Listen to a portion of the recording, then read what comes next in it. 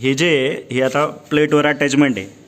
आपण ज्यावेळेस हायड्रोलिकवर अटॅचमेंट करत असतो त्यावेळेस ही जी पिन आहे ही कामाला येते. आता प्लेटवर असताना याचा काही उपयोग नाही, पण ज्यावेळेस आपण हायड्रोलिकवर अटॅच करणार आहे त्यावेळेस ह्या पिनला मांडी बसते इथं. त्याच्यानंतर इथं जो जॉईंट आहे हा जॉईंट हा छोटा आहे जो प्लेटवर येतो, आणि जो हायड्रोलिक असणार आहे तो या पद्धतीचा मोठा जॉईंट असतो. त्याच्यानंतर इथं जी टापलिंग दिलेली आहे ही टापलिंग पण हायड्रोलिकवर असताना आपण मोठी देत असतो ब्लोअरसोबतच, आणि जॉईंट पण ब्लोअरसोबत देत असतो.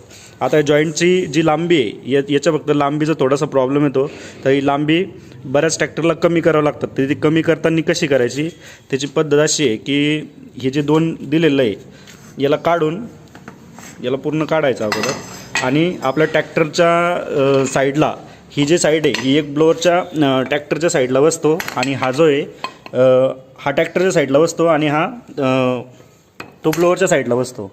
हा ब्लोअरच्या साईडला बसतो आणि हा ट्रॅक्टरच्या साईडला बसतो 6 खाच्यावाला. तर आपण हे तोंड ट्रॅक्टरला बसून घ्यायचं, ते ब्लोअरला बसवायचं, आणि याचं जेवढं डिस्टन्स येईल सपोज इथपर्यंत आपलं आलं परफेक्ट, किंवा याच्यापेक्षा कमी किंवा जास्त आलं तर त्या पद्धतीने याला असं कट करून घ्यायचं दोन्ही साईड. ही साईड एवढी कट करावं लागेल, ही साईड एवढी, किंवा काही ब्लोअरला असं पण येऊ शकतं, काही ट्रॅक्टरला असं पण बसू शकतं. तर इथून कट करायचं आणि याला ह्या पाईपला इथून कट करायचं. या अशा पद्धतीने आपण त्याची अटॅचमेंट करू शकतो.